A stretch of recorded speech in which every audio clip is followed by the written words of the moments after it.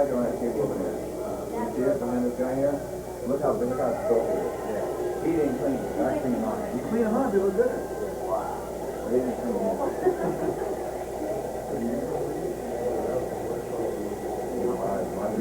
Conan too. Conan and Barbarian. Conan the Destroyer. Then he had Red Sonia. And he would have that. And some others, you know, I think it's one more, maybe. One more, yeah. I know. I saw that when I was like 8 years old, and I really believe that they had the yeah, that's really?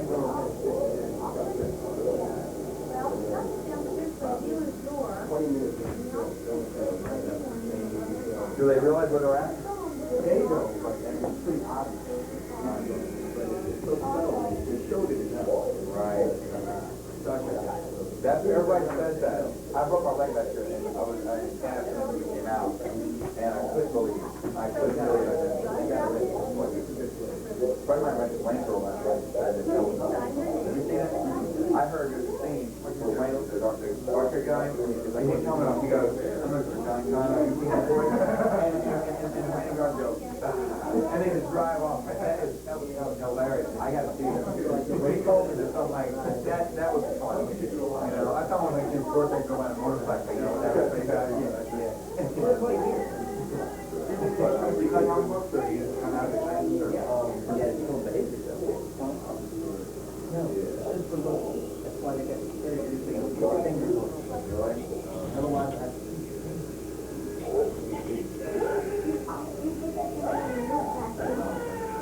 somehow I don't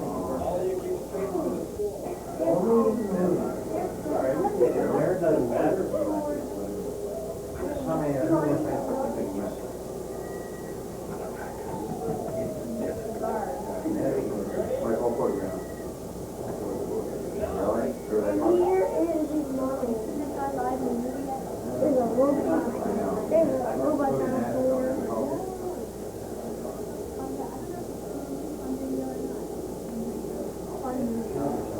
Oh, really?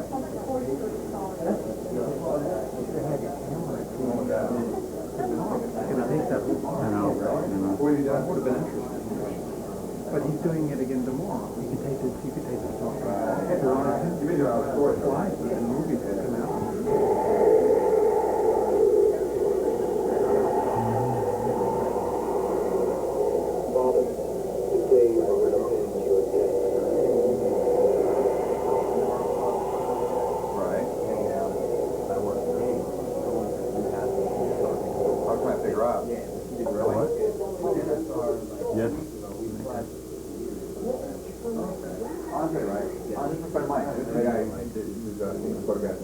Oh, really? Yeah.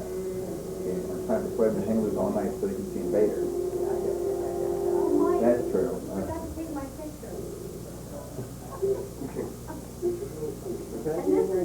You can get in here. Please take all the photos you want. All right. That's right. That's right. That's detailed. It is. It is. You can tell, like I said, 1965, 1991, you know, they get better as the years go by. And the point finishes, but it's like 95%. Yeah, you know this is very well photo question because there's going to be a big photo of the turbo sport in Washington Post. And that's in the film that's showing tonight at you take all the photos you 9:30. want. How you folks feeling? My name is Gene. Here, I guess it's made it look real good. You know, it's not made to fire. But they did. They painted on the burnt marks, which is pretty neat. It looks real. It's one of the ones made for the film, yeah. That and the helmet.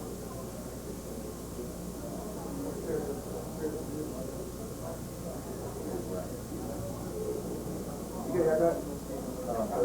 Okay. Yeah, not if you're running. Not that we ever have a lot of money. You know. Hello and welcome to the Animators Forum here at FanX. I'm John Ellis. I'm the moderator. And, we have on the panel today, I guess maybe some people missing, but our distinguished guest Jim Danforth, my partner Phil Cook from our films, John Dodds from New York, or is it New Jersey? You from Jersey? Okay, and Rick Cadison from Pittsburgh from Anavision. You know, I guess we can just open it up to questions if you have any questions, or we can just kind of chat here and just kind of let it go. So, but why don't we start off with a question? Does anybody have a question about stop motion animation, or you know, something that's always bothered you or you've wondered about, or what have you? Because we can just sit and ask you questions. Really, that's what I was going to do. I can all turn into a seven-man conversation. Okay, well, Well, gee, I'll ask a question. I gotta go. Yeah. All right. What do you feel the future is between stop motion and go motion? Well, go motion is just stop motion with some other bells and whistles. It's really the same thing. It's just a little bit of added technique to give you a little bit more realistic image. What is the future? Yeah. As far as animation is filmed, is more and more computer. And, Well, I think, I think the question is, the difference between stop motion and go motion is, in my mind, so minimal compared to the difference between, say, stop motion or go motion and computer-generated imagery. That I think that's the real question. Not what's the future comparing, which we talked about yesterday, or some of the time, but what's the future between computer-generated imagery and traditional animation? And I don't have an answer, but I think that's the question. Go motion in a lot of ways is a buzzword. The only real go motion thing that I could think of, really go motion, was the Dragon and Dragon Slayer. Yeah. It was more of a robot than, there was stop motion enhanced, but the basic gross movements were more robotically programmed.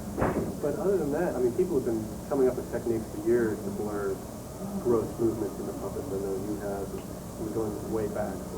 We did that for Metamorphosis, the alien factor, which we showed. You guys probably have seen that, right? Yeah, when the creature's coming down the hallway, we cut slots. We routed out slots in the miniature floor and had a worm gear mechanism that with a rod attached to the puppet, and the legs would be attached to the floor, and the butt would slide, and basically we would say open, and the shutter would come open and turn on the electric drill. And it would go, and I'd be watching a counter, and I'd watch a pointer, and the pointer would get up to there, and I'd let it slow down and stop, and shut the shutter, and then go on to the next setup. And that's how we did it, so we would get blurs in there as the thing was lurching down the hallway. But in a lot of cases, Primitive. A lot of effort that we put into go motion on that picture, mainly with Dan Taylor, the blurs were so subtle that it was really, we went through a lot of work. You're dealing with big steel rigs and worm gears for something that, in my mind, most particular shots wasn't really necessary. But some of the things with neck snaps and that stuff, that's what really going to confuse. And it's growth movement. Yeah, growth movement. But some of these subtle things, a blur between here and here, who cares? It's such a subtle increment. But if it's something like that, then the blur really enhances the shot. I think there's a big future, actually, still, as long as they're a lab, and as long as there's motion picture film that we're dealing with, and all the old cameras are around, because cameras going back to the 20s and 30s, people will be able to do this, and with all the, somebody said on the panel yesterday about not having as many outlets or something. Actually, we have a lot more outlets, with home video and everything else. And as long as the films can be still made cheap enough so that they don't lose money, then I think people will be doing stop motion inserts and go motion, somewhat go motion things. So, what do you get? Perhaps the other thing, which is maybe another way to look at it, is things tend to get picked up as a mindset. And that's something that worries me to some extent, the idea that whatever the, not necessarily even newest or best technology is, but whatever the one that this particular art director thinks is the best way to do something becomes the way that everybody wants to say things to go, whether we go motion for a while and then computer and then it just keeps changing. And back in 77 or something, back in Tucson when I was at a convention that Jim was at, we were talking, that was about the time that the computer titles were first starting to come in. And all they really did was come out and flip over and come back again. And, Jim made a comment that I thought was really phenomenal, and that was, we talked about the future of what that was going to do to the title work for animation companies. And he said, but it has no soul. And he was right, it didn't. But the other side of that is, because art directors and producers wanted to use it, we watched at least 10 years of titles doing the exact same move that had no soul, had no motion, had no purpose for emotion. I mean, when we used to design titles that had movement, which you would structure on an animation stand, there was a purpose and a reason to what was going on. This is something that somebody can get in now and make move around. It doesn't matter if it has a meaning or a purpose, but they've made it move or they made it change, and that's, to some degree, that's happening with the morphing technique. Everybody's doing morphing now. It doesn't matter, from what I've heard, it doesn't matter if you have a reason for it in your picture, but now you have to work a morphing shot in because that's it. And that's a scary mindset that people still can't say. I think it was Jim had talked yesterday, or maybe with some of us, that it used to be that they used to go and get the work done, and you use the best techniques that you knew for each shot to come up with the best result. But now people are coming to you telling you how you should be doing this stuff, and that's a dangerous mindset. And the magazines really help to enforce that. I know just in commercials, we were on the panel yesterday, we were talking about computer work. And, I can't tell you the number of times people say, you do computer animation. Well, if you say no, you can't get past the conversation. And in a lot of people that you were able to get through, I'd say 30 to 40% of those people asked for something that wasn't computer animation to begin with. They had seen a title that they thought was computer animation, but it wasn't. It was just very well done stand work, or wrote it off a model turning or something, and then shot with cutlass legs and a couple of passes and parts of it and stuff. So I think maybe the criteria isn't maybe so much we're just going to change this. Are the minds going to wake up to use this technique because it works best here, and this technique because it works best here, and I'm not trying to say, well, if it's all not going to be go motion, we don't want to talk to you.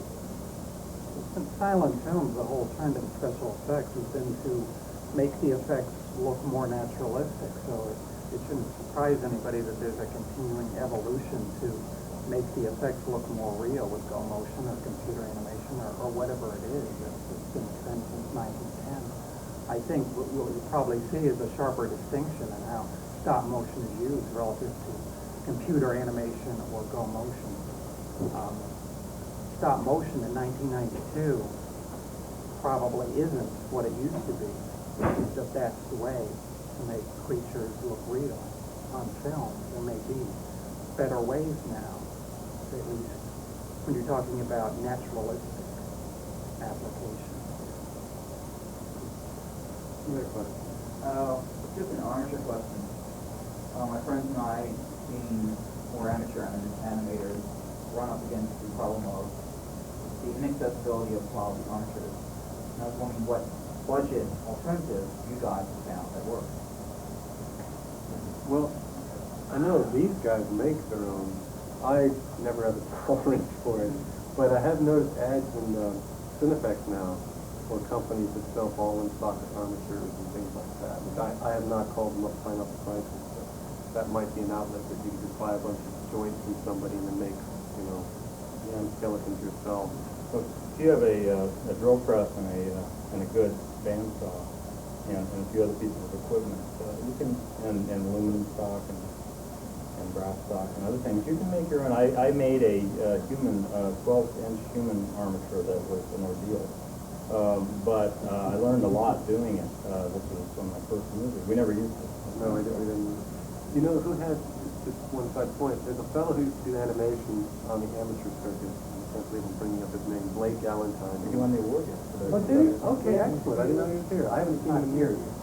He wrote an article years ago, like maybe 10 years ago, in Cinemagic magazine about making armatures out of electric set parts. Well, if you look at the animation he did with those armatures, fairly good. It is fairly good, and from on an amateur level, what he was able to do, he doesn't do it anymore, which I'm satisfied.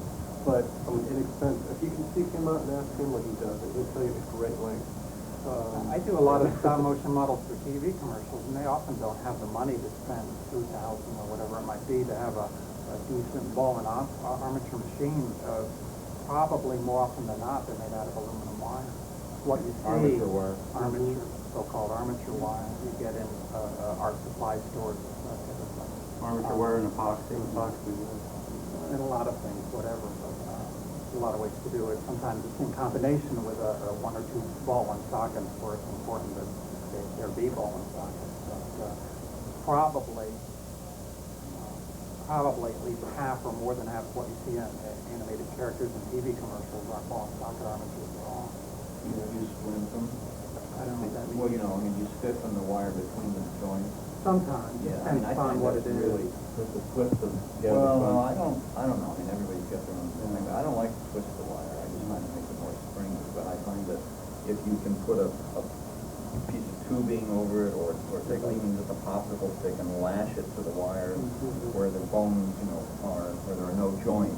You can create an effective joint. Yeah, Defined it area really of helps with movement. the animation, I think. We've had problems though with the joints breaking off, so when you splint it. Well, yes, if you're going to use it. Yeah. What sometimes I will do is, like, especially on heads, with the facial wires and face, the brow movement, mouth movement, is to have the head pop off of the neck on like a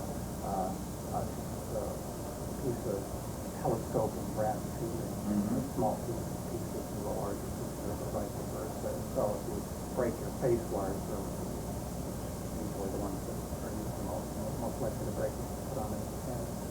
But that's the risk with armature wire. It breaks eventually. You've got enough time to break.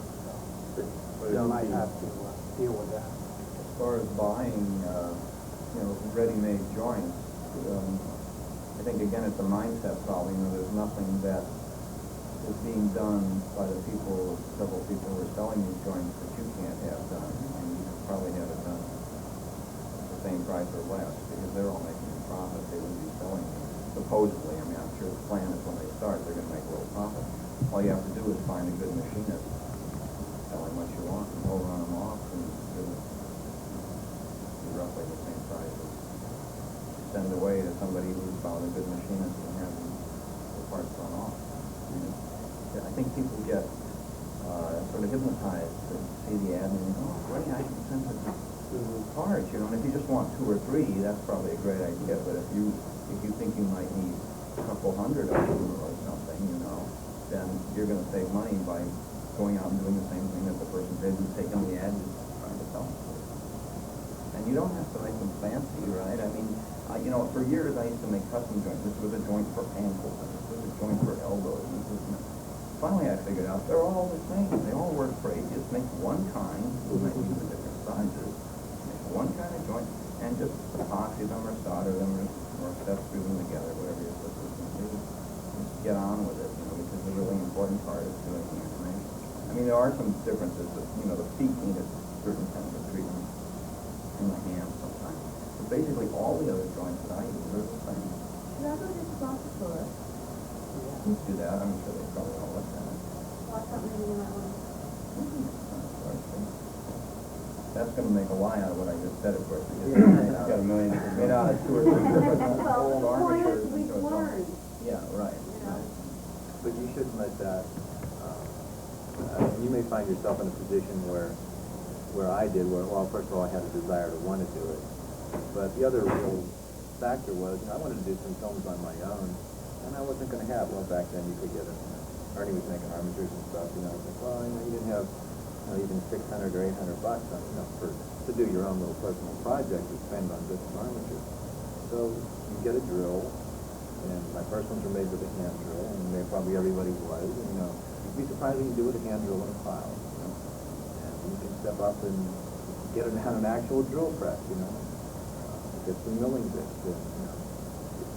the charge for the armature isn't just for the expertise, mostly it's man hours. If you know the way a joint should be, you're paying somebody to really sit there and do it for you. If you have the energy, I'd say say it's well worth the effort to go play around. Shouldn't get too intimidated. The concern about like drilling out ball bearings, you know, all you need to do is, we took a chunk of brass and made a jig out of it by drilling down inside the diameter of the ball, the ball bearing, and then drilled an opposing hole on the other side down just to the depth that you wanted it to. And all you had to do was to push a ball bearing in there and a piece of a wooden plug to hold it in place, turn it over, and line up the drill press and drill down, and you set the depth. And you go right down to where you want it, and you can just sit there and drill all the ball bearings that you want, and have them be perfect. There are a lot of articles in old Cinemagic magazine, some of which are still available on armature construction techniques. And, you can still get those issues from Starlog Press. They have them in the Yeah, they may have them here. Just be careful on function, though. Some of the things that some people design that I've seen, some of the cinematic artists, not John stuff, but some of the other stuff, you know, you have to think about things. If you're going to bolt a puppet down to the floor, you probably need a ball joint in the ankle. If you don't have one in the ankle, you better have one in the knee. Because you got to get the feet flat on the ground at some point. And a lot of times you'll get the pivot here, and a straight pivot here, and a straight pivot here. And you can't do anything with the model because the leg only goes straight. So you can't have it step and move, and you can't lock the foot down. Now that is totally, you know, every joint for it to say, don't say, I don't know that I would build one like that again. Yes, the spine joints are steel, except for the tension collars are aluminum. The ones that aren't auto clamps, made out of aluminum. But the sockets themselves are steel, and then all the, you know, leg and arm joints are all aluminum. Hinge joints in the spine are aluminum. With the exception of the pelvis, which is steel. Is there a Buddha plate on that? No, that has got shoulders. I made that, I was going to try something, which I've never used that. It was, the body was originally made from elephant-like creature. I put a lot of tendons and things in it. I was going to try to get as much, I guess more or less like what Phil Pippett's doing now, as much muscle bulging and stuff as I could. Yeah, I had springs, I've taken them off, but I had springs that went from here to there because, you know, if an elephant bends its arm, it doesn't crease in, you get a bit of tendon and a big flap of skin in there that stays taut, so I wanted to get that effect. But the point I was trying to make was that, you know, if you're doing humans or dogs or triceratops or something like that, you know, basically you can use sandwich joints and gang them up in any way you want. All you need to do except for the feet, and that always seems to not work out quite right? You gotta do something special. How long did it take you to do this particular? Oh, a long time. That's actually, as I said, the main body was made to be a more or less of an elephant character, and I've taken the elephant skull off, and then I took some of the parts left over from caveman to make the tail and the neck. So that part doesn't count, but the elephant part. Well, that was the painting that you showed last slide. The slide, that's right, that elephant picture. With a skull and all on it. Let me think. It took me a couple of months. What's this from? Have you used it from this? It hasn't been used. I made it for the picture. I'm making a trailer for a future that we want to get done, and then there's a sequel to it. The sequel's called Start Come, and I made it put into the trailer, but then I didn't really have time to finish it, so I only did one of the two dinosaurs I was going to do, and that was the second one. Eventually, perhaps I'll be covered over with. If you don't cannibalize them with something else. Yeah, right. I remember I used to read about, you know, absorbing the armatures into other creatures and stuff, and say, how dare they do that? And now it's like, cut them up. We cut that fucker to pieces. That's right. Get those joints out of there. Well, I raised from one leg off the Cyclops. I put it in front of the I thought it was in Calabash, maybe. No, I think he told me years ago it was a brontosaurus. The last time we were talking about it, he couldn't remember. And I said, well, you said it was a brontosaurus. Does that sound right? He said, yeah. He couldn't remember for sure. But one leg, it was, oh, boy. Yeah. Desperate. It blows my theory. I thought since it was the goat leg, and I thought when you did calibers, and you had one goat leg, you probably just Yeah. No, but I mean, that's the thing is that, I mean, that makes sense. But he, you know, he figured out a lot sooner than I did that basically all the joints are the same. So, you know, when he takes it apart, and it's not a goat leg anymore, it's anything you want. Because they're just basically, you know, two plates squeezing a ball, and you put a shaft of any length on it to the next two plates squeezing a ball, and, you know.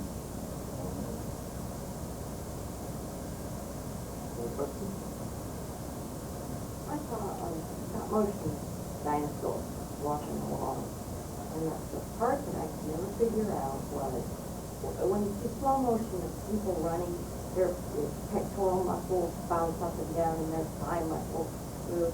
Well, this one, every time it steps on whatever foot, you see this jiggle of muscle, and it looks so real. I couldn't figure out how. You know what that was from, that shot?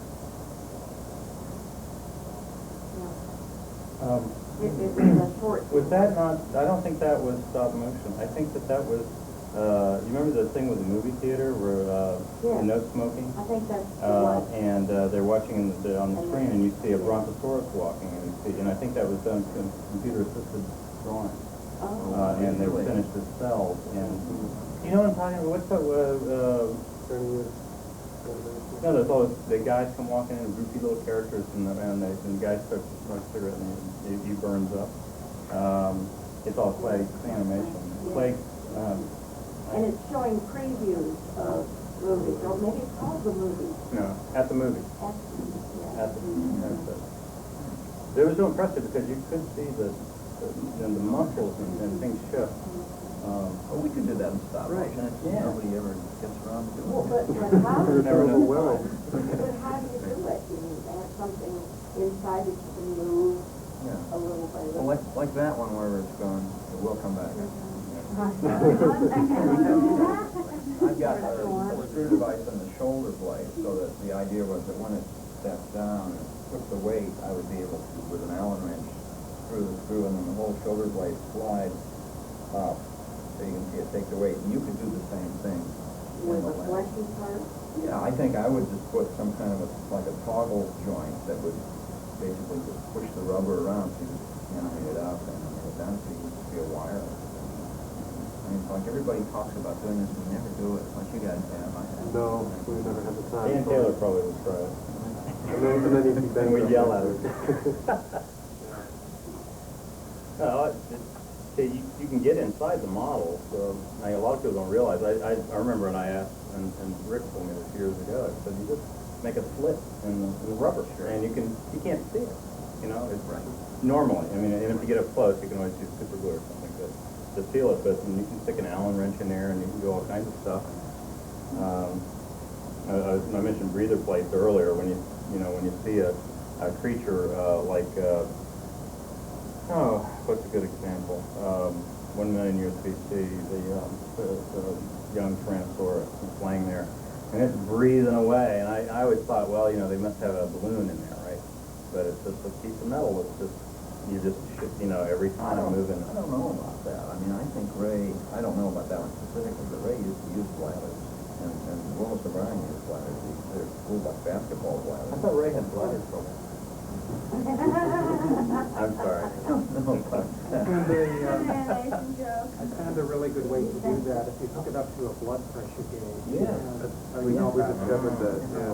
Yeah, well, that's what we did on I'm the last one to know about the it. giant Yeah. cover, that's what we did. Giant, yeah. So you have a needle that points to Like a basketball or tire player. Yeah. Oh, okay, no, we didn't. Yeah, now you have a bulb with a stopper on Right. it, and then you have a gauge. You have to have one tube split into two things, and gauges at one and the pumpers at the other. Good idea. And the gauge points to a specific inflation, and the stopper, you can pump as much as you want and then shut it off. And you know if it's leaking by looking at the gauge, and you can do it in whatever tinier increments than you can see. Yeah, the only problem we had with those when we were doing the project was if you poke a hole in the bladder, if you pinning something to the animal or whatever, and you poke through there, then although you can gauge the pressure, sometimes you can't keep up with it. If you've got a hole that's bleeding fast, bleeding in the air fast, you can't. So that's why I went to the screw-driven plate.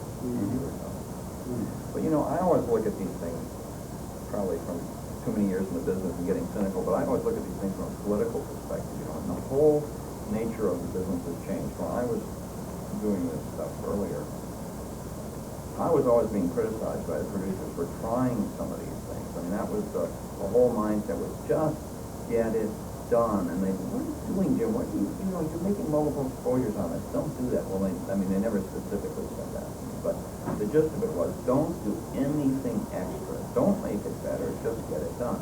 That has totally changed. Now the attitude is we want it to be perfect. Whatever you have to do. Well, they still want it done, yeah, in a hurry. But they really want it to be good. They don't necessarily want to spend the money, but they're really concerned that you're doing every latest thing that can be done to make it wonderful. And nothing like it was when I started. I'm sorry, you're the pal. You don't get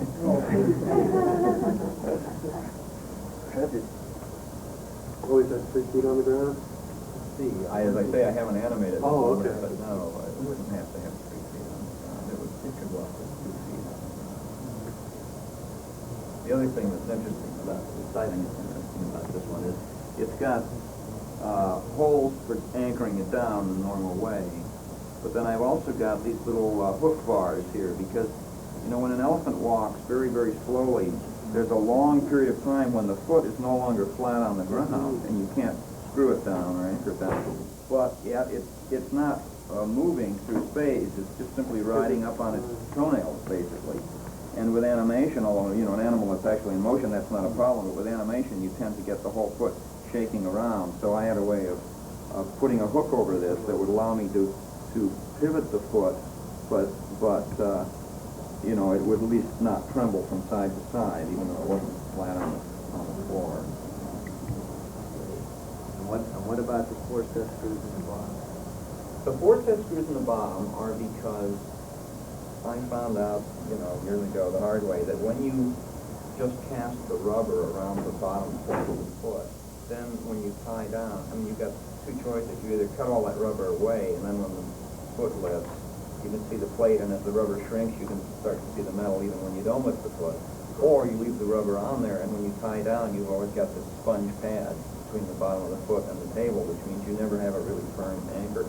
So the idea there is, and I've done this on some that have actually put the rubber on, you have the 4 screw heads actually come through the thickness of the rubber, so they're in contact with the table.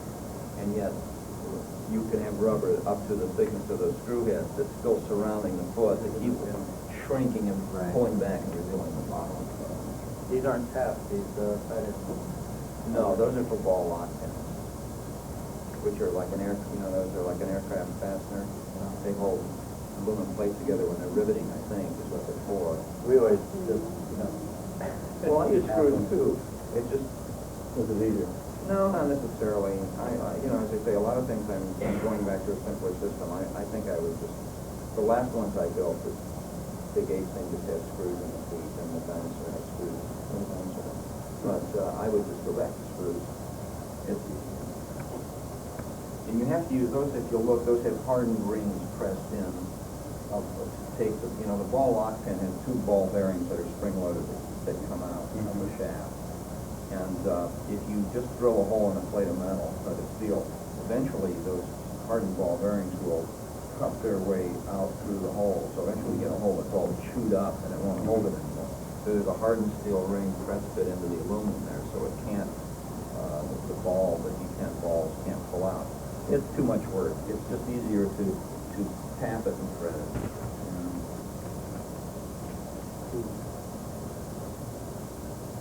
Yeah. Do you have a problem with, like, in joints using aluminum against aluminum, aluminum against steel? You usually have the same metal rubbing against the same metal? Or? It's, I don't know about others, but I find that steel to steel is fine, if it's the same kind of steel. Sometimes there's problems if you have stainless against other kinds of steel. But Aluminum to aluminum works, but it seems to work better if you have a wax on it. I don't know, I don't know the wax. Brass to brass is a total disaster, forget it. At least that's what I find. Although I know John Matthews uses it a lot for this. Brass to steel is worse. Although these are the traditional bearing materials, you know, those Babbitt metals and all have brass in them. And I've had so many arguments with machinists that say, oh, your best surface can be steel to brass or steel to bronze, that's traditional bearing. But these are all for like ball bearing races and slip fit shaft bearing in motion. And what we're dealing with here is the coefficient of starting friction, and that's a totally different physical thing. And if you have a steel to brass joint and you leave it alone for a while, and you go to move it again, you probably notice that it's just, you can't move it. You've got to really push, and it goes pop, and then you work it a little bit, and it's absolutely great. It's the best surface you've ever had, and then you walk away from it for 5 minutes, you come back, and bam, it's locked up again. So I gave up on those. I don't know what experience you guys have. We go to washers when it's aluminum. We have aluminum a lot of times. Sometimes there's no room for it, even no matter how thin they are. Mostly I've gone with graphite. It seems to be fine as far as maybe the crawling hand stuff. It was fine for the longest time. And then after a while, something happens, and you have to take the plates apart again and probably get another steel wool or real fine memory. They ball, and they get a little groove, yeah. And so there you go. Is this the one I built? No, it was much smoother. I usually use stainless steel. I've made some fast joints when I was in a hurry that were fairly good with any kind of metal, and nylon washers, rubbing nylon. They're always like kind of slippery. They kind of almost like self-lubricating. You have trouble getting them tighten up, or these small? I think I would if they needed to be very tight. They work best when you don't need a lot of resistance, a lot of force, holding the plate. And tapping one side and putting a screw through it to hold it. It has to be 3, it can't be 2, it has numbers. It's like 3 like this, like a joint like that. Oh, that works. It doesn't work like this screw comes out. It works like that. It's a fairly good, fast way to make a joint. It doesn't require special machinery. Those hinge joints have washers. Steel. Nylon washers? I think most of those are brass washers against aluminum, and there are some that are Teflon-filled fiberglass kind of thing. But those are so smooth that I can't get them tight enough to fine for a big animal.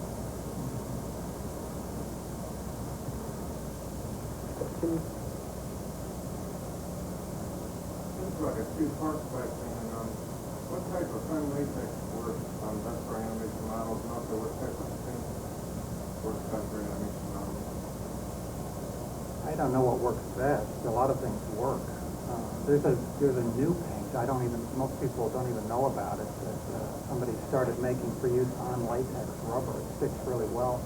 You can airbrush it without clogging the airbrush. I don't have the information in my head. No, I'm getting on my notebook, even if it's big. The sex stamp? They call the John Dot Studio to get this information.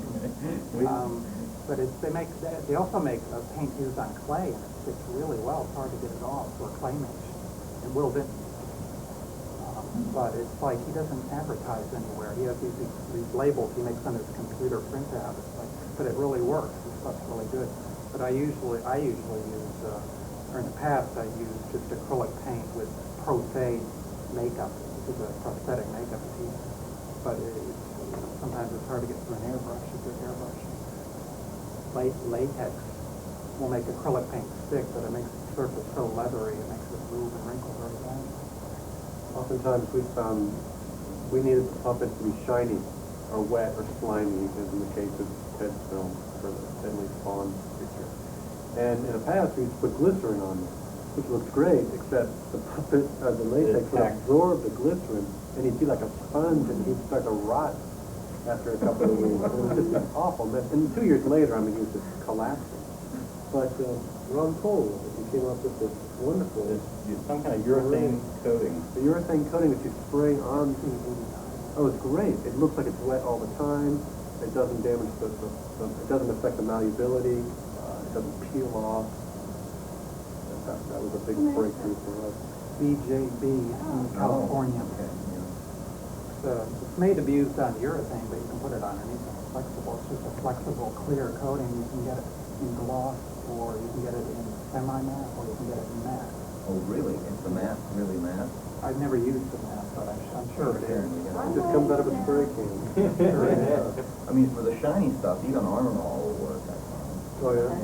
So that damaged No, it's made, that's what it's made for. Oh, of course, sure, that's the upholstery stuff. But I thought it would be great, I would put it on my models because it would keep them from rotting, and it really does. I made tests, I put latex samples outside on the windowsill, and the Armor All kept it great, but it's always shiny, and if you don't want a shiny model, you're in big trouble. Gloss medium with SC89, and you want to get it with the thinner also, because it's kind of thick in pieces. You get that. Oh, and sprayed out with airbrush. It's also used as a paint if you have pigment. It's very adhesive to urethane. It's also kind of toxic. Want to use it for ventilation. Well, that's why the prostate stuff was nice, because the blackout paints were so, you sat there with a mask on because that was no way to work. So what is the base of the solvent for prostate? Water. Yeah, like that. It's acrylic. Compatible with my mind.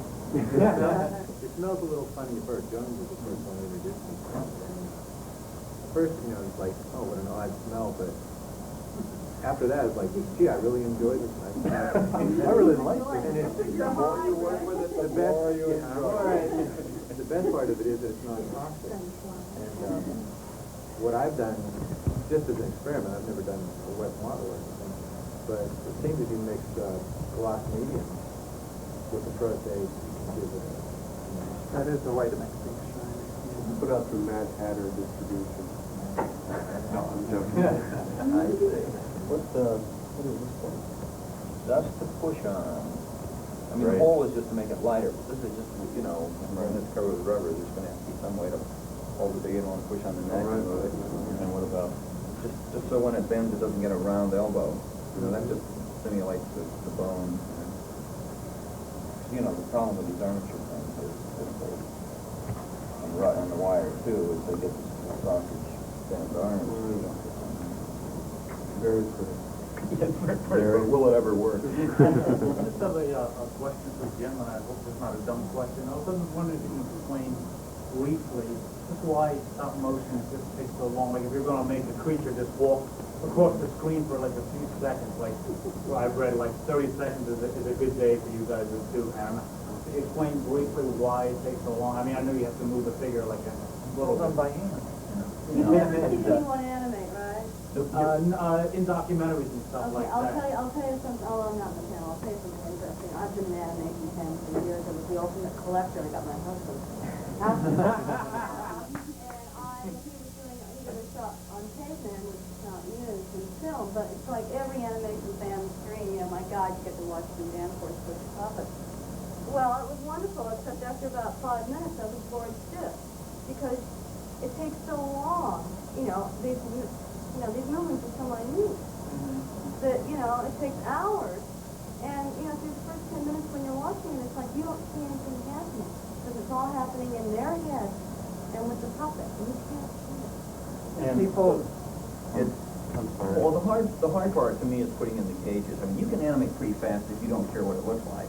I mean, if you just walk in there and move it, step out and shoot, and walk in and move it. There used to be a guy in Hollywood called was Herb Price, and he billed himself as the world's fastest animator. And he would set everything up so he could just make the minimal amount of moves. He'd have a foot pedal to make the exposure, and he'd figure, well, the camera's here, and he'd figure out exactly what the coverage angle was. If I'm here, I'm out of the frame, you put the pedal there, the model would be there. Boom! Shoot! Backwards, you gotta shoot when you step back. But anyway, and that was his claim to fame. Stuff wasn't very good, though, but if you wanted to get a lot of footage, he was the guy to do it. But what takes the longest for me is setting in the gauges. We use machinist surface gauges, which are, I don't know if you know this, but they're pointers and they're on a jointed shaft, heavy base. Okay, so you put it on the table and then you loosen up the clamp and you put the pointer to some part of the animal that you want to gauge and you make sure it's tight so it doesn't slip on you, and then you may have 2 or 3 of those on the model or maybe only one, and then you move the model and judge how far you've moved from that pointer. But the hardest part is getting the pointers set in there. If you could just walk in and move the model, it wouldn't be very time consuming, but then you don't know for sure if you've moved exactly enough. Or if you bump something, you have no way to get back to where you were. That's what the gauge is for. That's what takes the time. It's fair to say also that a lot of the time too, you know, it's not just animation, but it's damage control. Because, you know, things start going wrong, you're in the middle of a shot, something breaks, and it takes time to deal with it. You have to, you know, it's like, do I take the puppet off the set and put it back? You know, do I take it off, and will it be a hit, you know, when I do that? We would, on some things, fortunately, even with some of the shots we saw of the robot last night, in that environment, it was a very active environment with fire and flashes going off. And there was one point where I was actually shooting because the animator had pulled on a puppet for a blur for the shot. And like a stoop, I mean, I've shot thousands of frames of animation. For some reason, on this particular one, I held the button too long and fired 2 frames. And it's like, oh my God, because we've already invested 15 hours into this shot. What are we going to do? Blind them. We had a flash go off. And we shot 20 frames of black, and we resumed the shot, the negative code. We'll pull out the 20 frames in the bad frame. And we had a flash at the head of it. It got big as soon as it came back into the frame. And it's just all part, in that case, it's all just part of the thing, you know, and you put a little sound in there. And couldn't you have just double exposed the flash there and not done the negative pull up? I mean, you know what frame you just double. Stick a flashlight in the lens and right backwards. Right. It was I can't remember what, that was an option, but for some reason, I don't remember exactly what it was. It was just better to lose the increment. Or maybe something was in frame that shouldn't have been in there. But that was, and we did that on Metamorphosis with the play. It was like, oh, I can't believe you did this. It's like, blind them. and when you're in the movie, this thing's flashing, the strobes are going off anyway. And a bullet hits this pylon here, and we're going to have a big flash of light, you know, and almost burn out the frame. Well, and then it goes right by him. But if he's in the jungle, you know, stomping around, and you don't have any choice. You got no choice. And the more things you're animating, the worse it is. And if you're just, I mean, just getting something to walk is one thing. I mean, that's very difficult. But, you know, if you've got all kinds of appendages moving or more than one character of, you know, that's fighting whatever, you know, you're talking days. You may be animating the camera. If the camera's moving, you have to animate the camera as if it was a stop motion model one frame at a time on a track or whatever, and sometimes you're changing the focus because the camera is moving one frame at a time, and possibly even the aperture if there's some sort of lighting change. So you might be animating a lot more than just the model. Maybe there's a bird flying, or several birds flying. You know, knowing all that, if everybody's got a chance to move that armature around, you can really appreciate. Mud the Dinosaur, I would guess, was probably close to that size. No, it was smaller. Was it? Yeah, it was probably, well, I don't know. It wasn't as bulky as that. It was probably 3/4 to 7 inches. Well, when you watch the Mud the Dinosaur walk in, the dinosaurs rule the earth, and the birds lead the shot and everything, this dinosaur walks in, and it is just the smoothest thing in the world. Really? You look at it and you go, if you really know what went into the shot and how much time, not so much the time, but each process of, like Jim said, bringing in each gauge to gauge the things and the steps and stepping back and watching that all happen in your mind over a long period of time, and then realizing, you know, it looks easy to make something very smooth like that and naturalistic, but it's very, very difficult, and it's a phenomenal job.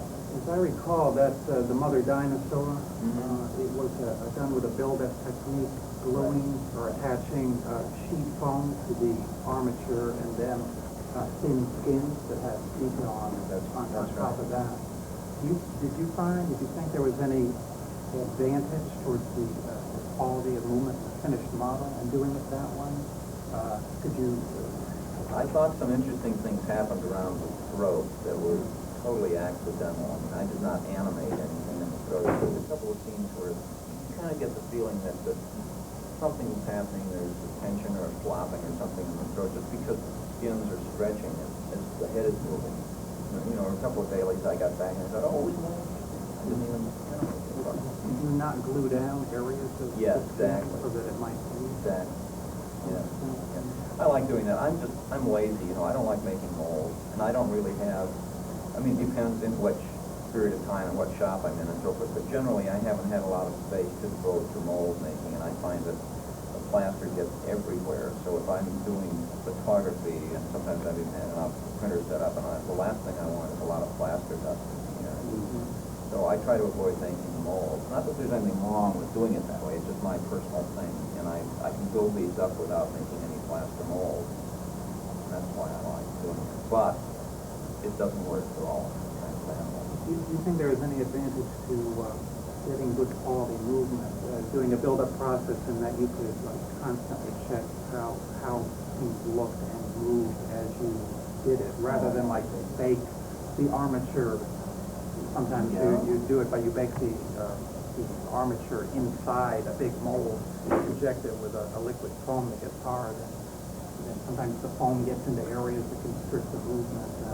You could avoid that kind of thing. Yeah, I think that's true. I mean, I guess I'm doing that when I build it up. I haven't really consciously thought about it, but yeah, when you an interesting idea. I did do something like that on a chameleon I had to do for a TV commercial, and it was primarily sculpted and cast, but then on the arms, I patched on a loose skin area, so they had like most of the loose skin like around the arms or on the area between the tail and the body, but excluded at the edges, and we sort of attached it so it was kind of wrinkled, but not glued down except at the edges. And it moved pretty nice, pretty good. And it's not, it just happens. You don't have to. I just have pictures. It's what's on TV. Lazy Boy Furniture. Lazy Boy. Chameleon changes not colors but furniture fabric patterns. Great. How did you paint it today? The patterns were airbrushed and they just dissolved from one to the next. It moved. It was stop motion. It moved a lot free. So you painted the puppet as you animated it? I didn't do the paint job, but yeah, they just repainted it 5, 6 times. Does it change during the animation? Or? Yeah, they had a video assist, so they could. It wasn't like computer controlled. They couldn't afford to like go motion it to repeat the moves exactly. So they just did simple moves in the breathing. It was just like a cycle, and it primarily moved in between the dissolve. They actually changed it, so mostly it didn't have to match it back. And they didn't want us to move a lot anyway because it was detracting from their billboard there. So they wouldn't let us do anything movement, but it worked. And the wrinkling, successful. It was easy. You don't have to do anything. You move the arm and the wrinkling is happening. Right.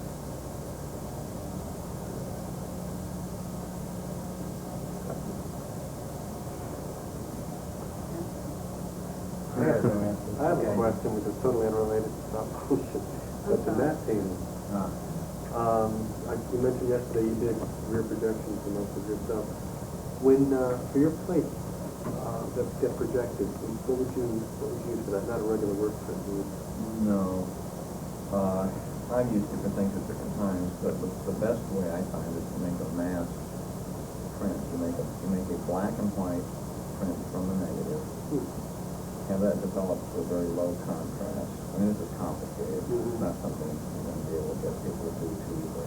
But you have a very low contrast, thin black and white print, and you take that and put it in an optical head on the printer, and then you put the color negative back in contact with your print stock, your positive print stock. And then you align the black and white image so it exactly cancels the color negative looking for the viewfinder.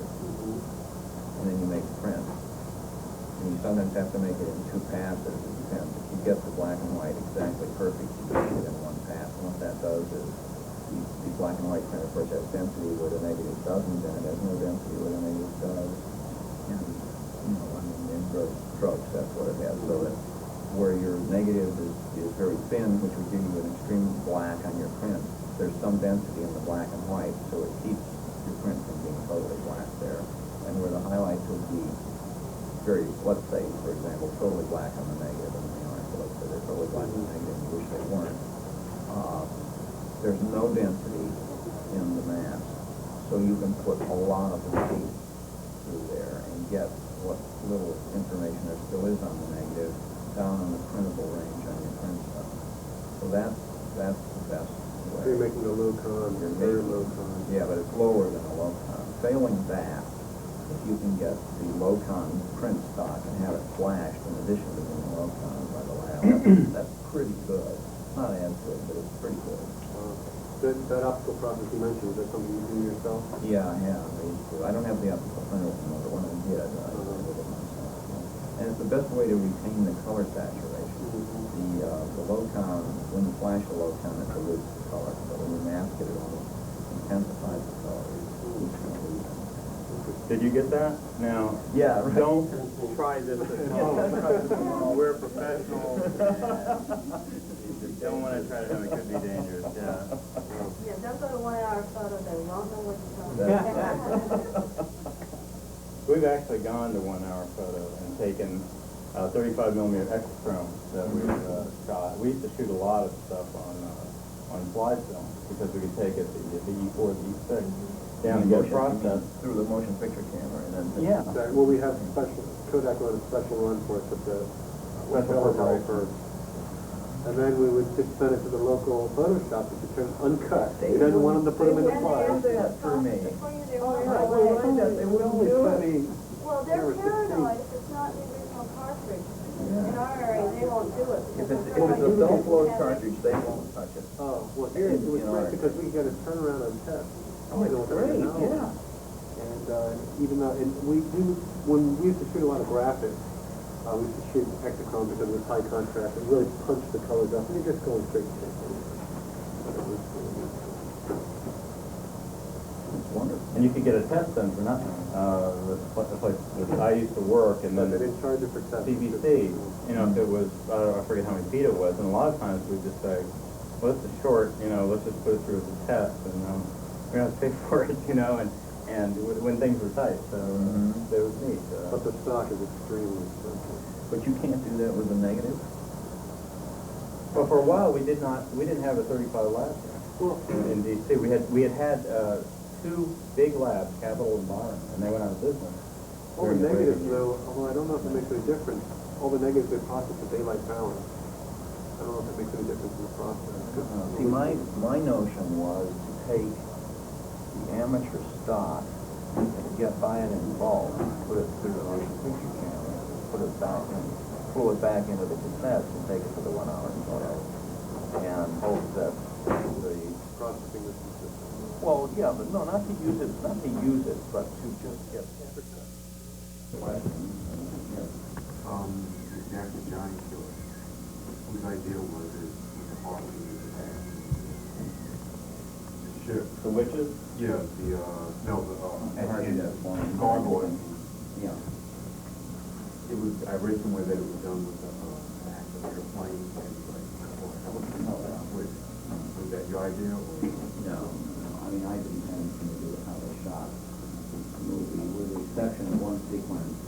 And basically, the film was already shot before I got hired to do some of the animation.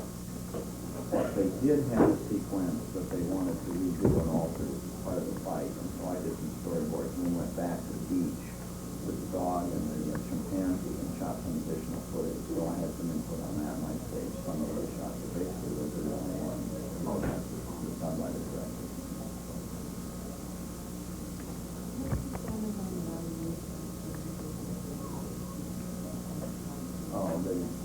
The question is about the invisible enemy, the outer limits episode with the sand creatures. Basically, it was a swimming pool, a doughboy, portable swimming pool that was just big enough for somebody to submerge in. We had a skin diver with tanks underwater, and we just puppeted the creature, and floating on the top of the water was cork and nickelite. So it looked like sand. And then in the wider shots, I did a little bit of a matte painting to connect it, and they had a scene that they shot in the studio with actors with gravel and sand on the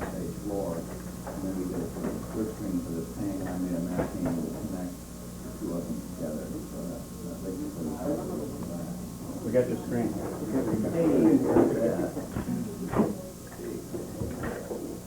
Any other questions? Some people in the audience might already know this, so it's bear with me. What led King Kong to be aborted? Universal King Kong? Yeah. I'm not really sure. I suspect that there were some behind-the-scenes goings on. I think they may have actually gotten some money from Paramount and Dino De Laurentiis to cover their costs and all that. But basically what it was a struggle over the copyright, who had the right to make the picture.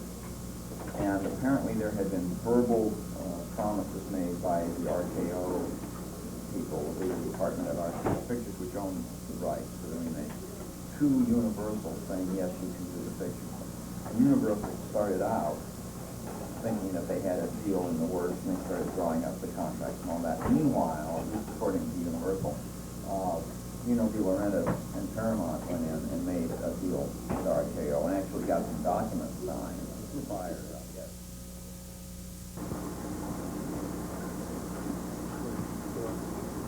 This is Mark Sullivan back in the days when he worked with me, and I was up at ILM in Matchon. But we're making a miniature airplane wing for the Twilight film movie.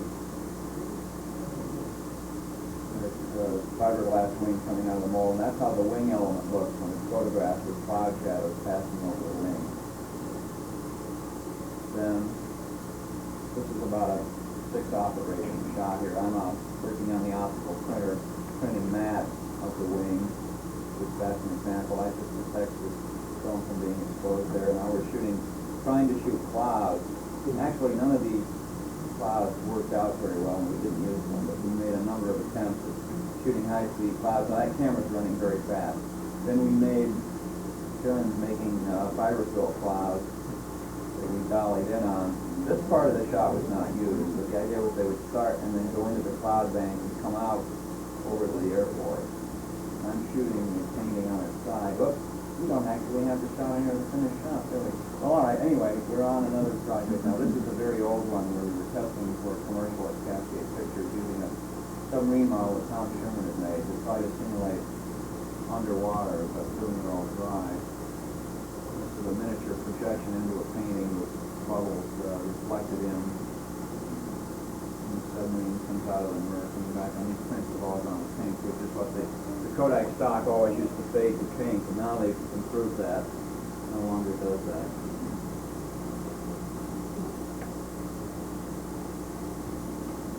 Here's an example of a mirror shot. You know the old joke that special visual effects are all done with mirrors, but this one actually was. Inside, this is a miniature set with a painted backing. Inside the miniature hut there's a mirror which is reflecting the normal sized man. And then we have another normal sized man walking on a set, on a table. He walks around behind the mirror, along beside the mirror, and he can even, of course, pass in front of the mirror image. Wow. Now this was just a chat, you know, we didn't get the miniature tree quite right. And I tried to have him hand the bucket off, but we missed a little bit on the timing.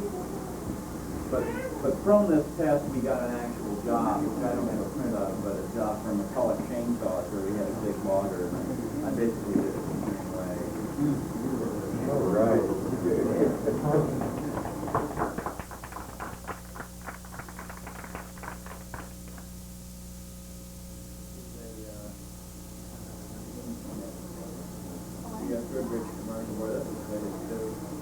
This has some, and these are just straight miniature sets, but we have some picture record shots like that one. Now she's actually in a very dangerous situation there. She was standing about 15 feet in the air to do that last shot. Standing on welded steel footprints. I cut out a piece of very heavy steel shaped like her feet and welded into the pipe. We raised it off, and she was just standing on this metal plate. Here's another one which is recorded on a table. Maybe this is where she's big. Of course she's closer to the car. That's a real car.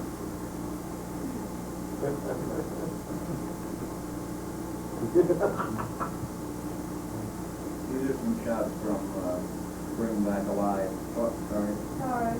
This actually has sound, does it not? But now there's a new little car that isn't too late. Introducing Ford's new Pinto Pony. A wider stance and a bigger engine than any leading import or Chevette. It gives you a lot of car for your money. It still has EPA estimates of 38 miles per gallon highway, 25 city. Your actual mileage may vary. So you can get great mileage and still have power for climbing hills, stability for highway driving, and acceleration for passing. So if you want a new car that won't make you feel like this, get the one that gives you a lot of car for your money. More horsepower, more stance, and more road-hugging weight. The Pinto Pony NPG. Base sticker price $28.95. The closer you look, the better we look. We're going back to silent here. These are supposedly some examples of shots from Bring Back Alive, Matt Payne's, where he had to do Singapore in 1938. Surprise, it's real flag. Yeah, I remember what the problem was here. We assembled two reels and I didn't pull it. Okay, this is how we do it. You know, Matt Payne and put it into the stand. I'm turning on the projected image back there, which is kind of do on the translucent screen. And we have a second projector that's going to put the water in up there. Here's Mark again,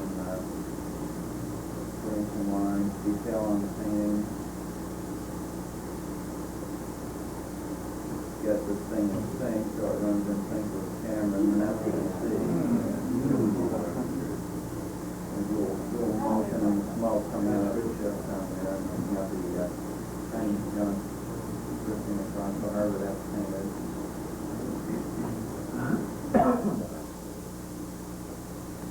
Mark Sullivan painted this one.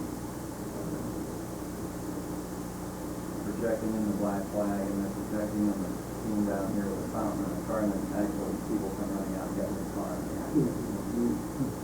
this was making a gorge. The other angle is the same thing. Now that waterfall isn't even water. Or is that sugar and what do we use here? Flour and sugar? Salt was in it too. We're on it totally right now. Full painting. This is one from the flesh board. I had fun with this one because the challenge was to get the painted chips to look like the model chips. They looked more so and they still had more green in them. This is one I did for a student at USC who made a really cute film called Three Wheel Fairy Tale about a meter maid. This is from a amateur sort of thing that I did based on George McDonald's Princess and the Goblin. That's an original negative. You can go on that. There's another one coming up. This is an outtake. That's not where right action This is from Shadow Riders. Basically just combining two locations. They're nowhere near the ocean. That's Tom Selleck and Sam Elliott. Thank you very much. This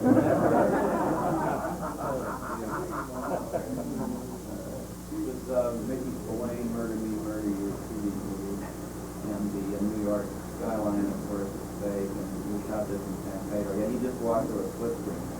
I had to isolate the boat because it was rocking that went through the mat lines. We had to frame the yacht even though it was really there. This is the blue and the gray, miniature sky, miniature smoke, miniature flag, painted courthouse, painted ruin tops of the buildings. This was shot in Arkansas, I think. Burning tires? Burning tires?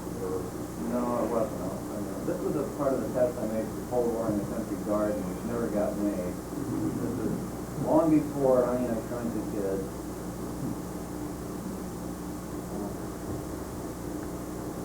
We were going to have some ants come in, another animal, but we never got to that part because we realized they weren't in it. This was a shot I did the first Conan picture, which apparently is in the European print, but I know it's not in the American prints anymore. The valley was all painted in this light effect of lightning, a lightning of the sunlight coming No, let's turn the lights off. This was, never-ending story. We were out of focus. You know, as you can see him through the crystal when he rides behind it. That's one of the advantages of rear projection from that. No, this is what was really there. So the screen was on one piece of film. I shot the screen, and then this is from the same thing. That's a really tough picture. There's another one, you know, only the small area where, Freyo is walking is projected.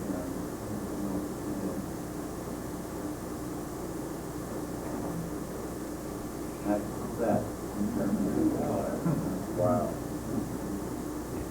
That's what the painting looks like, and then that's without the glow. This is another one. These are all this division live action plays.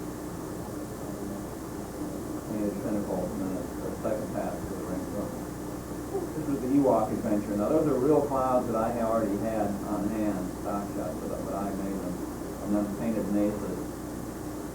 I actually had to make a traveling mat around this because the exposure was so far off on the sunlight to shadow ratio that I couldn't simple over. Very, very, very interesting. And before they change, though, I'm hoping to get a film made using the old traditional methodology, so I don't have to retool and spend a lot of money. So I've got some slides that I put together here from a project that I'm working on. And what these are is just frames that I've taken either out of trims, which are the pieces of the film that you're not going to use, or outtakes. Some of them are dirty and so forth. But let's see if we can get a focus on this. And rather than try to narrate this and explain it, because it just sounds stupid, we'll just flip through them in a hurry. And then maybe I'm not sure if I'm high enough on the screen. Okay, well, we'll find out.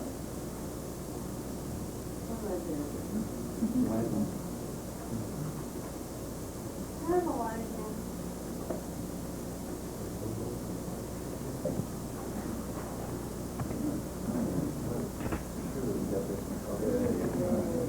Oh, we don't have an auto.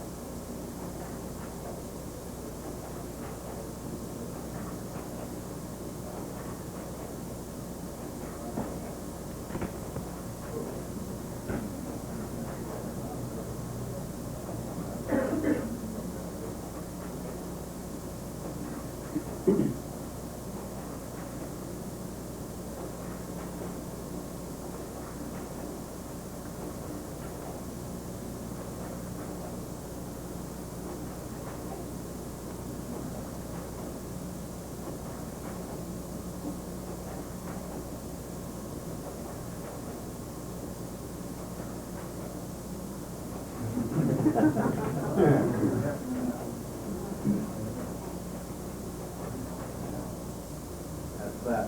I'm going to back up. I want to tell you a story about one of these shots. Just after the piece that we're using in the film, you notice the pained expression on the girl's face. We actually had a bad accident on this shot. The horse stopped absolutely dead, and they both went over the horse's head, and they're just on their way down there. We had a little operator error. When I set this up, I gave the reins to the girl because the guy playing Sherlock there is supposed to turn and fire his pistol over his shoulder, which he does, but we were using actual cow ponies that were brought down off the range to do this. This was shot up in an area where they actually still raise cattle, and And these horses are trained to cut cows, and they do exactly what you tell them, but you've got to know what you're doing. So when you pull on the reins, they stop. That's what you're telling them to do. So when he turned his shot over his shoulder, he wasn't thinking about what he was doing with his other hand, and he pulled on the reins. The horse stopped. And he kept going, and he pushed her off, and they both landed flat on their backs on the dirt. And the horse, fortunately, because it's a good horse, did not run over them. But, boy, I was out of that camera keep in a hurry in order to see how they were doing. I thought I'd done a Steven Spielberg kind of thing. I mean, John Landis kind of thing. And fortunately, they were both okay. But, I learned my lesson, you know. To be doing that kind of stuff without proper supervision. And that was kind of fun. But this was all shot up in an area called Lone Pine, California, where they did King of the Khyber Rifles, Gunga Din, pictures like that. So we thought we'd go back to the place that is traditionally doubled for India. I've got to run through the end. I can't get the darn frame. So you can see tape, you can see off the frame sometimes. I don't know if you're looking at closely.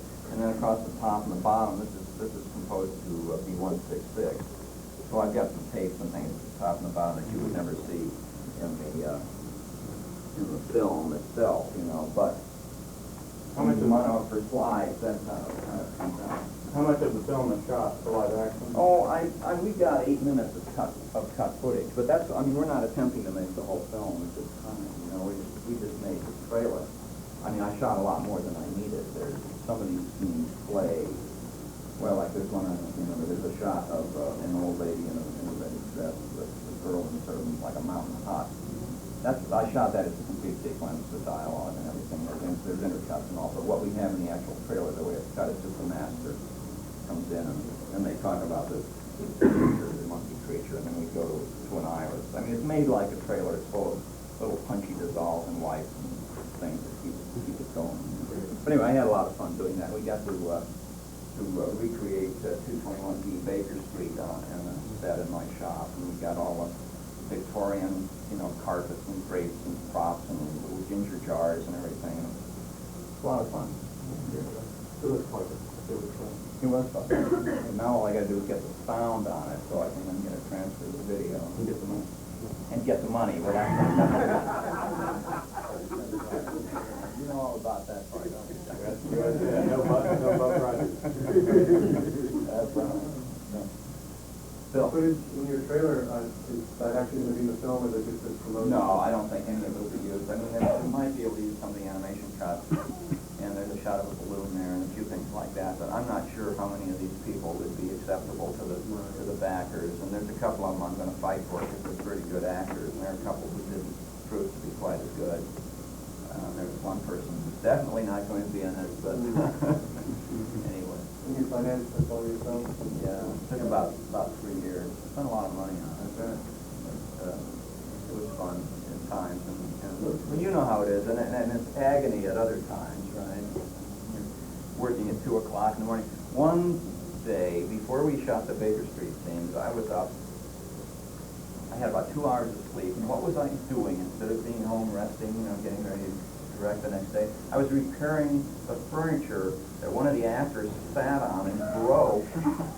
Yeah. And then after I put it all together again and painted it and all, put it out in the parking lot in the sun to dry with cardboard all around it, you know, some grip that we had hired took it and moved it and dragged it across the asphalt, and it's all this antique bentwood stuff that we rented, and just sanded the heck out of this bentwood. So I'm at 2 o'clock in the morning with only one light on in the stage, one little 200-watt light, because the electricians that we hired had totally rewired all my power, and I don't know how to run the power on my stage anymore because they wired in all these big lights that we need for the shoot, and all I can get on is a 200-watt bulb. 2 o'clock in the morning, and I'm painting wood grain, you know, to match what's cutting up the bentwood, you know. I don't want to be home sleeping. I have to make these people act and emote tomorrow, but I'm here painting the furniture. Why does it sound funny now? I know it's funny now, but it wasn't funny then. And then we did, there's one shot in that sequence where Sherlock is walking around in Baker Street, and it's like a 1-20-second shot, and it's all done in one piece with a zillion camera moves and dollies and zooms and pans and tilts. We made 15 takes in order to get it. Every time the actors would be fine, the camera would dolly on task, you know, and lose the actors or they miss focus or something. And the poor guy that was playing Sherlock had to go to, was it Portland? And he had to leave, he was driving, he had to leave by 3 o'clock in the morning or something, and we finished at like 2 or something. No, we didn't leave at 3, left more at 4. So that's where we kept him on, okay, yeah. And so he was getting, his performance was getting actually better, but tenser and tenser, you know, as the evening went on, which actually kind of helped it. So anything else about visual effects? Any other questions about that? Kind of run out of, I guess I talked too much yesterday, and now I've run out of things to do today. You tap dance? No, I'm not a very good tap dancer, no. I'm wondering if we're rushing toward embracing computer effects and that sort of thing. I know whenever I see computer-generated effects in TV or movies, they look that way. When I see your stuff, I think it just blows everything out of the water. Is there some... I'm wondering if technology is working toward roughing up some of the perfectness of these computer effects to make them look a little more... Well, I'm sure they're working on it. I don't know. I truly don't know the answer to whether that's possible. I just don't know what they want to do. You know, a lot of the stuff is, I'll have to call it, I always tend to be cynical about these things. You know, if enough people don't notice what you're noticing, I mean, I notice it too, and it's true, you're not hallucinating, you know, that's the way it is. But if enough people don't notice it, then it just won't be dealt with, you know, because it's all commercial, you know, dollars and cents, and if no audience members, you know, want their money back from these pictures where they haven't addressed that issue, then the people who make the films won't bother about it. Although there will probably always be very dedicated artists working with the computers who may want to do that, and then just a question of, will the money be available to let them do it, or will the producers say? And see, what might happen is we might go through the same thing that I've seen happen with the traditional effects, as I mentioned a while ago on the other forums. They used to get on my case because I wanted to do more. I wanted to try things. I wanted to find ways to blur the animation and this and that. And the producers would always say, hurry up, hurry up, hurry up, we don't care. That could happen with the computers. You know, we may have the people who actually do the programming and work at the terminals and are the computer artists saying, hey, I could fix this problem, I could do this, I could solve it. And we might have the producers saying, nah, it's okay, it's good enough, the audience doesn't notice. You know, so but that's where they live. Because I had to have explosions over black superimposed into some of the matte paintings where they blow up the Channel 54 building in Kansas. And John had a pyro guy that he was using for something else. So we went over to the stage where they were shooting live action. And so they set up these pyro charges outside on the top of 8-foot ladders so that I could get them against the black night sky. And we're there and we shoot one, and it's great, you know, we're shooting at 96 frames per second, so these smallish explosions look gigantic. And suddenly, I hear this sort of doing. What the hell was that? And one of the guys, I guess he'd been in Vietnam, and he said, better get down, folks, somebody's shooting at us. Well, the pyro guy said, no, I just want to set this charge, we can get it. So he's up on the top of this 8-foot ladder, and somebody down the alley is shooting at us for some reason, because I guess he didn't like these charges going off near his house. And they made us go inside, and he eventually came out and got the shot done. No, we finished it. Remember, he went ahead and we We finished didn't finish. Did we finish it all before we went inside? I thought we shot some in row. No, because we packed up all the camera equipment and took it inside. The director said, you go inside, are you out of your mind? I had all this expensive camera equipment and some of it, we owned ourselves. That pyro guy was Roy Arbogast. He was very good. I'd worked with him before on Caveman. He was a very good guy, but I don't think I would have wanted to be on top of an 8-foot ladder. Somebody with a high-powered rifle making shots. But what I thought was interesting, I'd read this, but I never experienced it. You don't hear a bang. We find it. All you hear is this bullet going by. And I didn't even hear it later. I mean, I know they go faster than sound, but I thought, you know, bullet would go by and then you'd hear bang. And I never heard the bang. I don't know where this guy was. I mean, he might have been half a mile away. I had no idea. There's a story that I remember about you and George Lucas in Star Wars and about hurling, mentioning, well, we'll hurl the models on camera, or we'll do whatever we have to. I got a lot of stories about George's stories, but All right, okay. Let's see, I'll tell this whole story. This is a complicated story. I'm trying to remember how this even started. Okay, I got it. Okay. I'm reading the LA Times, and I opened it one day, and now this is the point in time where George Lucas has done THX 1138 and American Graffiti. And I liked American Graffiti a lot, and that's all I know about George Lucas. Okay, nobody's ever heard this guy, really. Okay. So I opened the LA Times, and it says, George Lucas, who made American Graffiti, will next do Star Wars. That's it. Don't say wait. What is Star Wars? Is it about actresses fighting? Or is this a space movie? I don't know, but I think maybe it's a space movie. So I wrote a letter to George, and I said that I really would like to come in and talk to him. If this was a space movie, and if he was going to use effects, and if he didn't know who was going to do it yet, I'd love to talk to him. And if he had any notion that he might eventually want to use me, please don't wait till it's too late. You know, call me now, because there's no charge for meetings. I want to bring my friend Bill Taylor in and see a package deal. Nothing. No response. The sounds of it. Months go by. I hear nothing. Finally, my buddy Bill gets a job at Universal in the outsourcing department. And George has his office at Universal. So Bill is over there all the time, you know, pestering him, knocking on the door, saying, when can we come and talk? Finally, we get months of going by. We finally get a meeting with George Lucas and Gary Kurtz. We go in, and he starts telling us how they're going to do these effects. And he says, I don't know why they even brought this up, but he says, yeah, we're going to shoot all the plates in 35 millimeter. We're going to shoot the picture in Panavision. We're going to shoot all of the background plates 35 millimeter flat, and then we'll just really blow them up and extract the Panavision frame out of them. And I think, what these stars are going to look terrible. And then he says, now, I don't want to get into anything real high tech on this, because I think some of the shots of the spaceship will throw them across the stage by hand. Which is actually, I mean, you can do that for certain kinds of shots, you know, and it's okay. And I want to be there and help you throw them. It doesn't sound good to me, you know. So finally I said, well, George, I think you really need, you know, if you want to keep control of all the aesthetics, I think maybe you should get somebody else, you know, because I like to get involved in the aesthetics. So that was it. We parted. Actually, we had 2 or 3 meetings, but the upshot of it was we sort of agreed to be friends and parted, you know.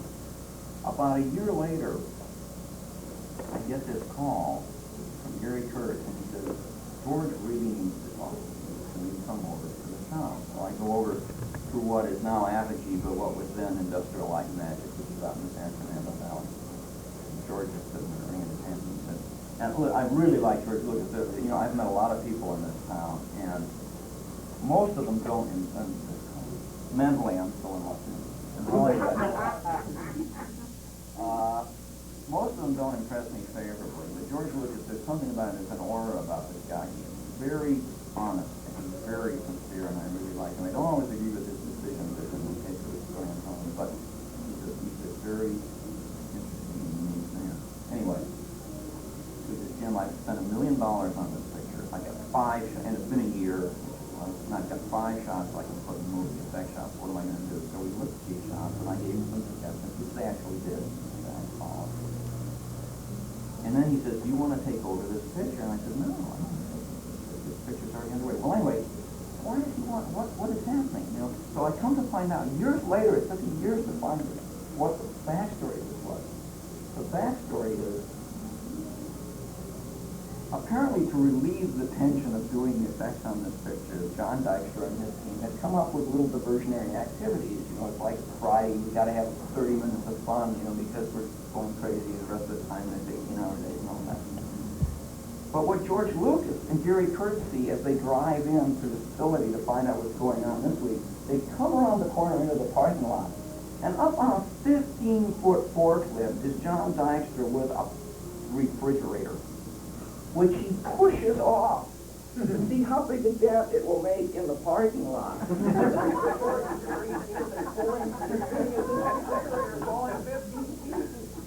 And George and Gary apparently decided their money was not being appropriately spent. What can I tell you? You know, but anyway, as I will say, and I'm proud of myself that I said this in the book. George, you got 5 shots today. Next week you'll have 8 shots. Next month you'll have 16 shots. 4 months from now you'll have 100 shots, and they will all be fine. Don't make any changes now. You know, and that's what happened, and it got the Academy Award, you know. So we're basically, unless somebody's thought of some hot question, I think I can. What are you doing last night? I don't know. We can talk about it later. Yes. Did you get a 7 faces of Dr. Lowe with all the names opening up? 7 faces of Dr. Lowe, okay. Let's see, the heads. Well, I don't know, there wasn't anything particularly.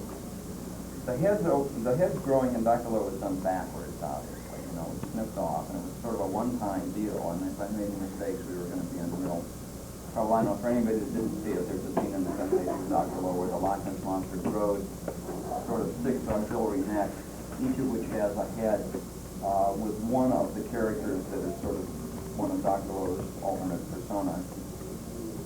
And they had a very good sculptress make these heads, which were duplications of the Bill Tuttle makeup. And each head was about this high.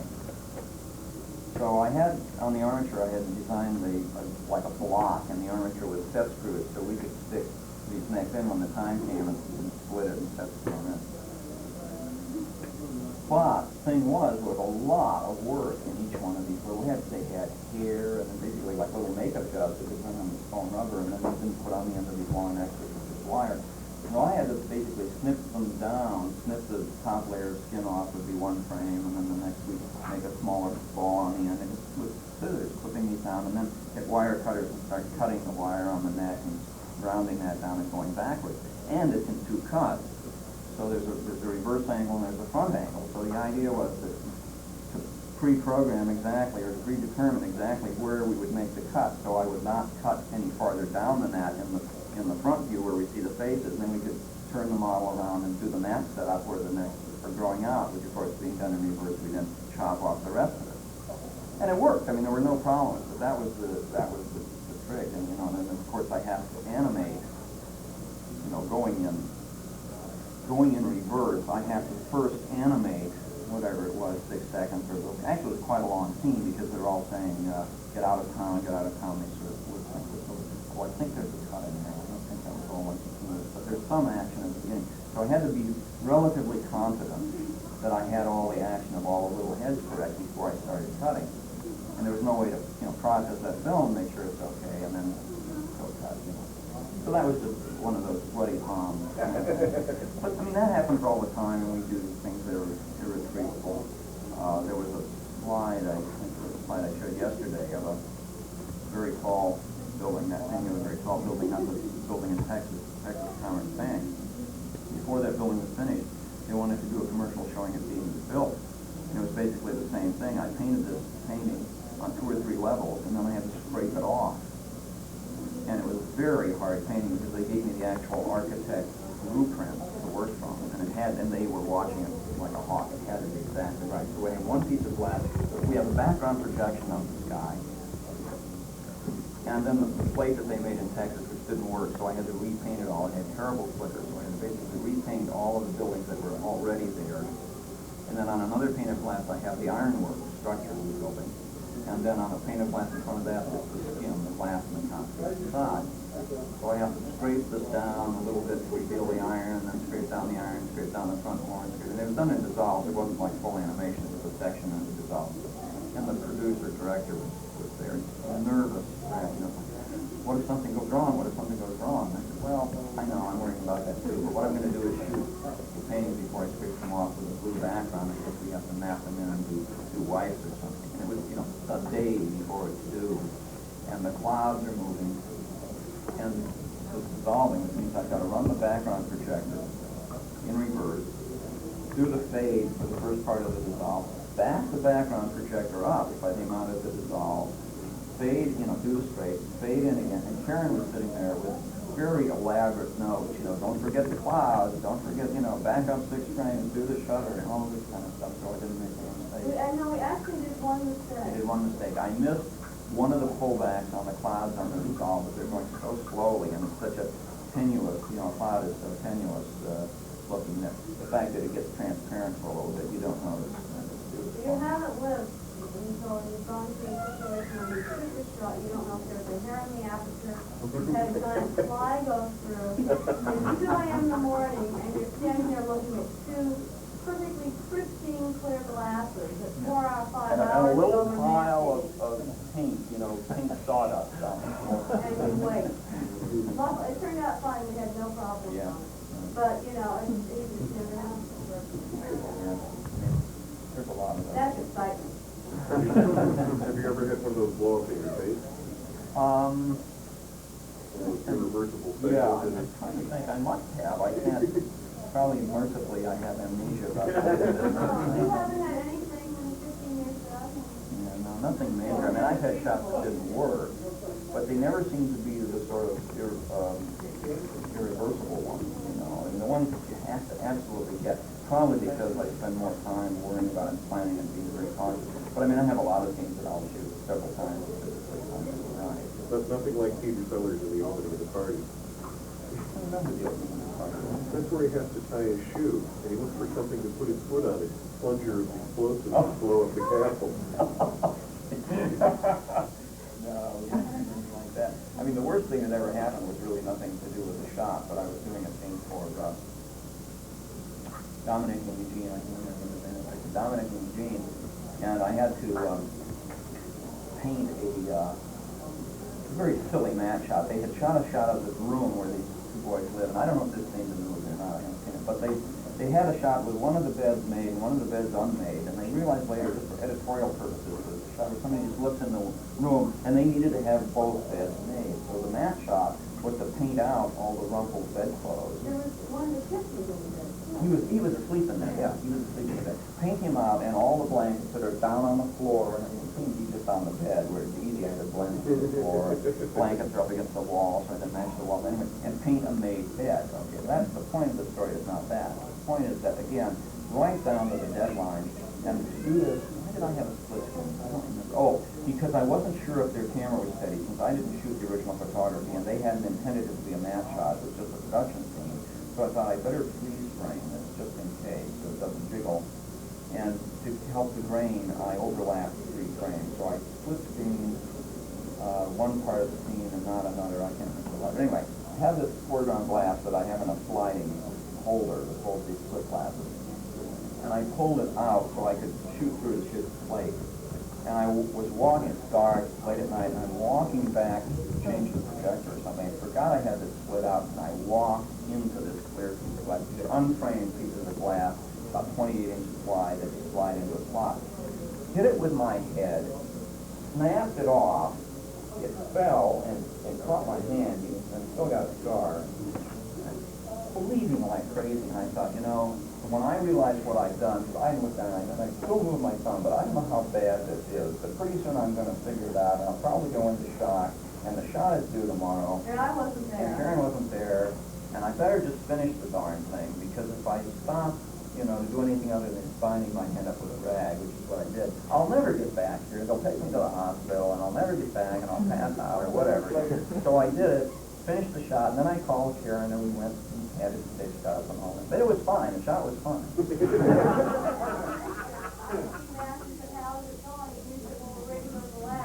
And by the way, you know, and his hand, I mean, the rag is soaked with blood. I mean, it's like, what? But like Tim, the first thing I said was, did you get shot? That's really the only accident I've ever had. I've had some glasses break on one Dinosaurs Road the Earth. I had 2 paintings break on me, paintings that were finished, so I had to do it again. And I learned the lesson. I didn't know this, so I wouldn't have done it. If you put a puddle of light, we were using the light to dry the paint. I was doing these oil paints, and it was in England, it was freezing with winter. And so I was using big 2,000 watt lights to heat up the glass so it would dry. And what I found out is if you use 1/8-inch glass, you can get away with that. If you use 1/4-inch glass, which we were using for these big glasses, you must have the puddle of light totally cover the glass. Because it expands. You know, if you've got just a section of the glass getting the light, then that part gets hot, it starts to expand, the part outside is cold, and it doesn't expand. So I set this up, I finished the painting, I've got the light on, and I'm in the other room having some food to eat, you know, and I hear this people punch, you know. What? And I run out on the stage, and here's this spring, his mouth's opening up, he's in shards of glass sticking out of the edges. The painting is in pieces on the floor, so I had to do that one again. And there was another one where I had to put a light up on top of a storage cabinet to get it high enough, and the light fell off. I was climbing up there, turning this light, and it fell off, and it fell through one of the paintings. So basically, those are the only real accident-type things that I've ever had go wrong. Have we exhausted an hour here? Yeah, we have. Okay.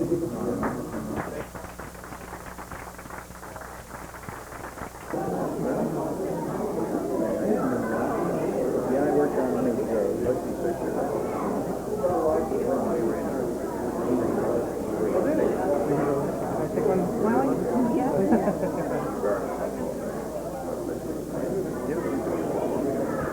Thanks very much. You're welcome.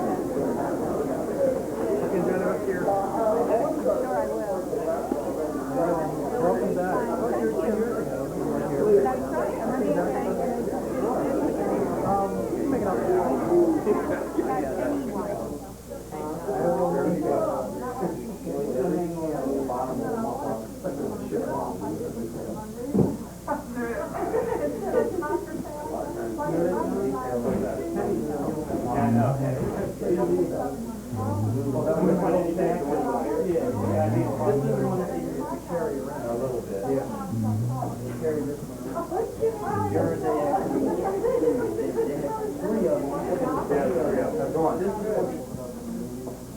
The one that you have. Right, that one. Well, both of them had an atomizer, a little spray that came out when you opened it. Are you interested in yours? Stuff that they want pretty fast.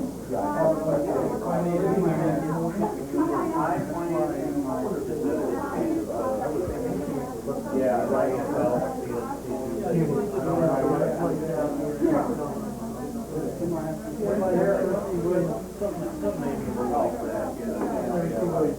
I want you on the table, man.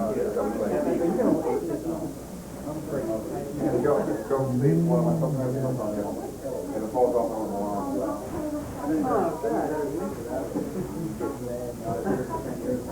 You gonna set all these in? Yeah. So I haven't moved out, we got 2 girls, really tough for all this stuff, and I got all this stuff in my basement. I had all the problems in doing that were remaining, all the rest of the central empire. And, we had the minister.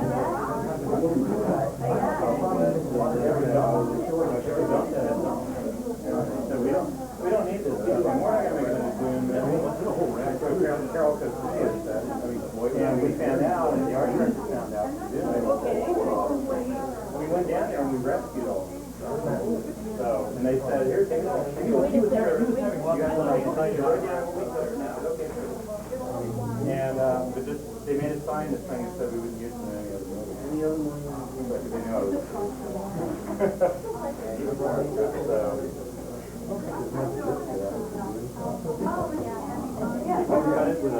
The real small frame places. Well, styrene. Well, no, it's like that, except it's metal. So you can go whoop, and you just paint, you put it on both sides, let it dry, put a little bit more in there, put your thing. This is the landing gear, it's falling apart now. One of the landing gear was a big belt. They were the same way. You can see the rocket floats going. Move it, or you could, mangle. I just took the thing and I just cut it in.